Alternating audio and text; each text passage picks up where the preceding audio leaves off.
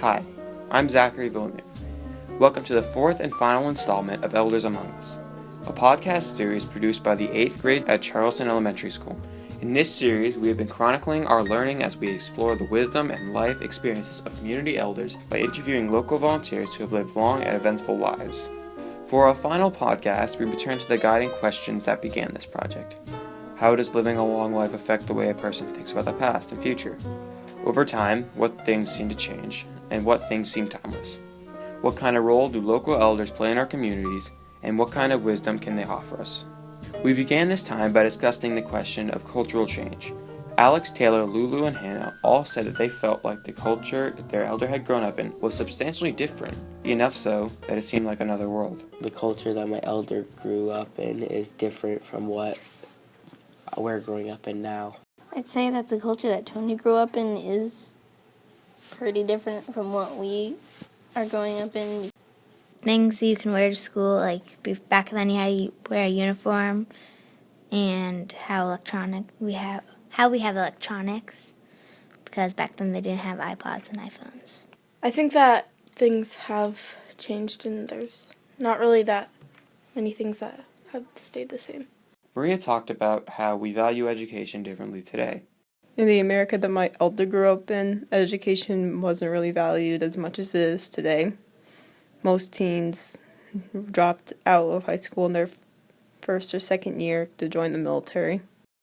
Eliza and I thought that things actually hadn't changed that much, with the exception of technology, and Demi added to the idea that technology might be the biggest thing separating the culture our elders grew up in from that of today. The only thing that I think has really changed is the evolution of technology. She lived in a place where the TV had just come out, but now we have a watch that can do some things that a cell phone can do and a printer that can print 3D items. Not much has actually changed. I mean, technology has become more advanced, but other than that... Based on what our elders told us, I think the things that in American culture changed were probably the technology and what kids do nowadays for fun. We also discussed the ways that our elders seem to view the past and future. And we talked about the differences between how our elders viewed things compared to how younger people might view them. Most of us seem to feel like our elders viewed both the past and the future positively. It seems like living a long life affected how my elder viewed the past and thought about the future. My elder looks back on the past happily and looks at the future with a very hopeful and optimistic view and expects some great things from this generation. Rob found the past have a lot of meaning, although it was really simple, and a young person might take the simplicity of the past for granted. She is very positive and doesn't regret her past, and she is thankful and ready for whatever the future holds for her. I think that living a long time affected how he sees the future and the past, because he thinks of the future in a positive way, thinking that there's a lot of good things that are going to come from it, and he thinks about the past slightly more negatively because he remembers all the wars and what's happened then. It didn't seem like living a long life affected how my elder viewed the past or thought about the future, because she thinks the future is bright and the past was too. Living a long life has made Reynold more hopeful.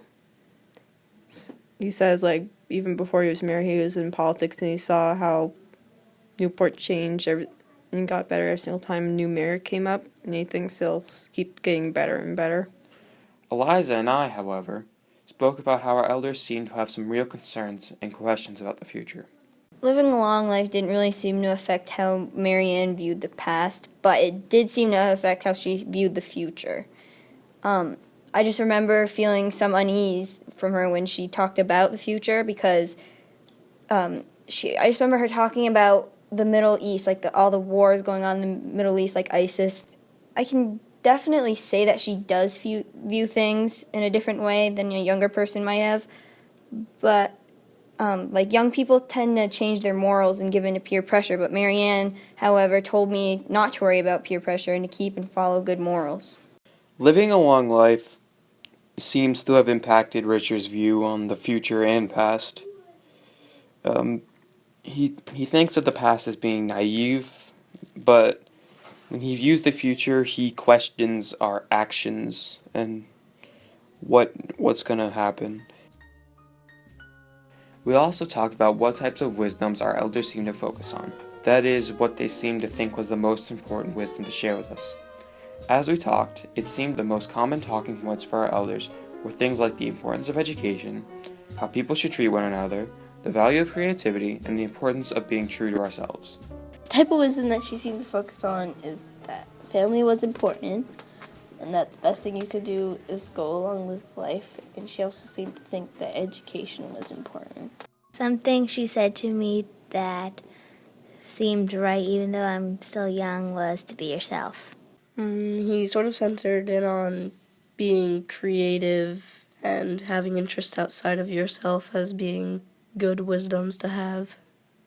The types of wisdom or perspective that my elder focused on was to be honest and think things through before you do it.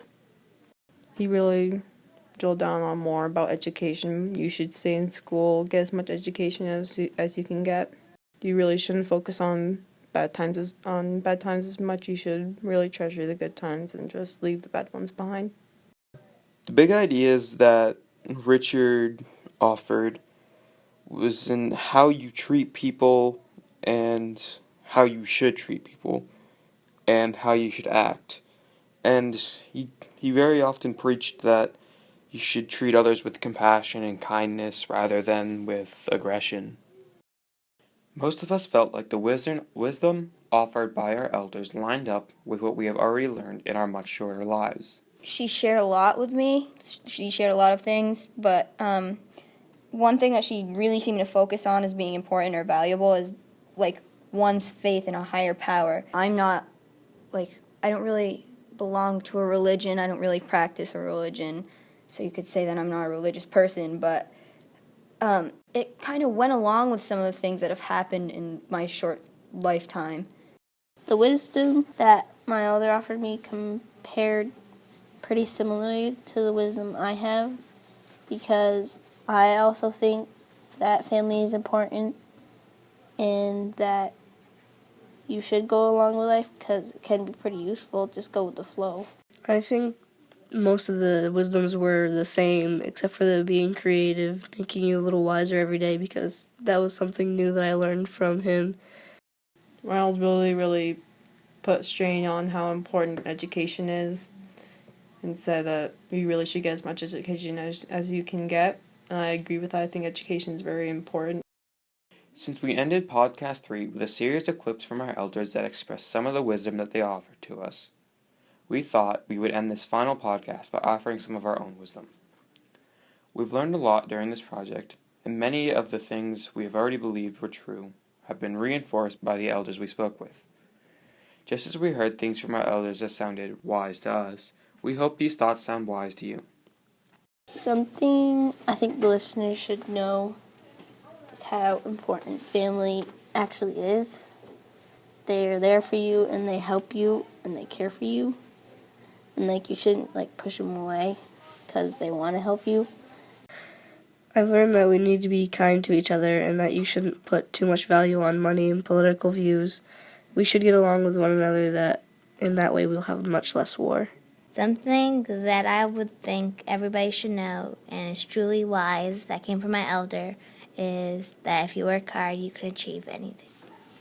I understand that living a long time opens people's eyes and that you don't always have to agree with something in order for it to be right. One bit of wisdom that would leave our listeners is that someone somewhere or something somewhere is looking out for you, and that goes back to the question of what she said, what she was focusing on and how it made me feel.